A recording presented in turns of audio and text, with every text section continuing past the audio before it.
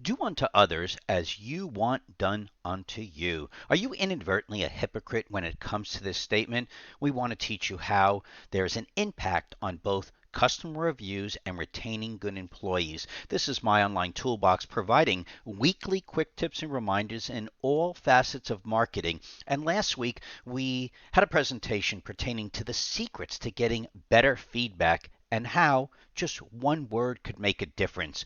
We suggest you go to the My Online Toolbox Facebook page or the My Online Toolbox YouTube channel to get to the details of that, because the focus at that point last week was to understand how to easily get reviews in general and the most common mistakes that people make. So what we want to do is tell you that we had a bunch of different follow-ups, and one of the most uh, unique ones was how many people, especially when you call them a hypocrite in a funny way, but not looking to be overly aggressive, but making people be aware that there's so many things they do in their life that they inadvertently are a hypocrite. It's not intentional, but what's happening to them is a result of what they do to other people. So what we want to do is show you a quick example of how to change your attitude when it comes to the impact of customer reviews and also retaining good employees.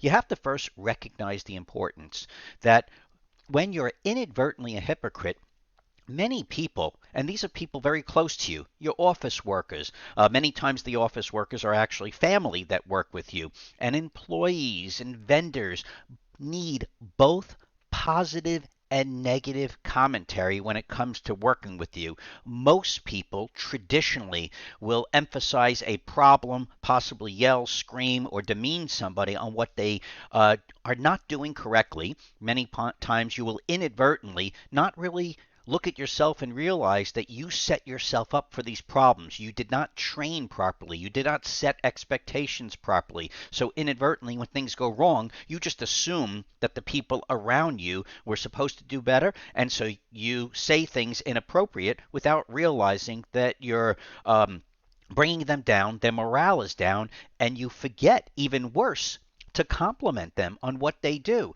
So what we want you to remember is a lot of times this is your history, and it probably is the same thing that inadvertently has shaped you in how you are as a person, that you really kind of just assumed people like what you do, assume that they're happy with how you did it, and they really only complain on things that didn't go well, and then how you shaped your responses is now how you're passing that on to other people. So it's okay.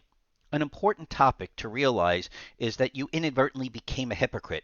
You want these reviews, but they just don't come for whatever the reason may be. And then you don't realize that it's how the environment was shaped by you. So to change it, start from within.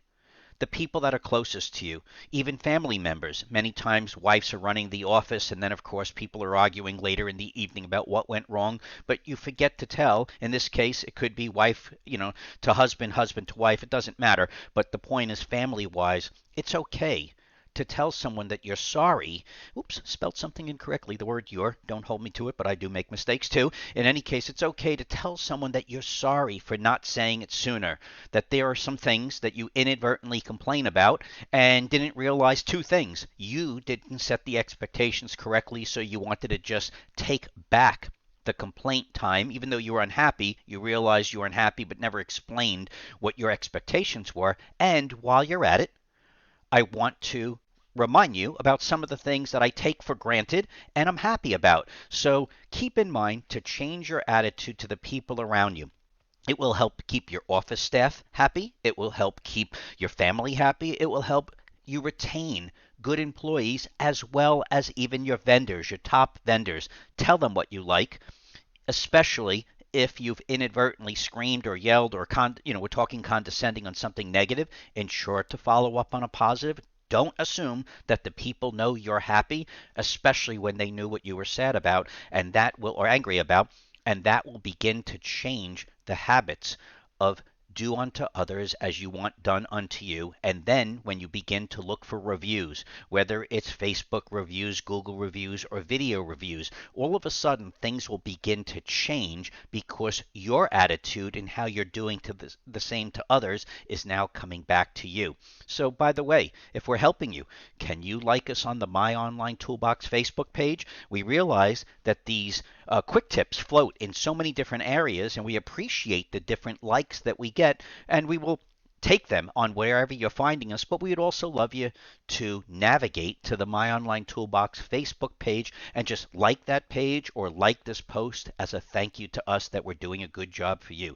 That's the beginning of us asking for a quick like, thumbs up, and this is My Online Toolbox reminding you to start planning yesterday for next year's marketing and profits. Please continue to like us on the My Online Toolbox Facebook page.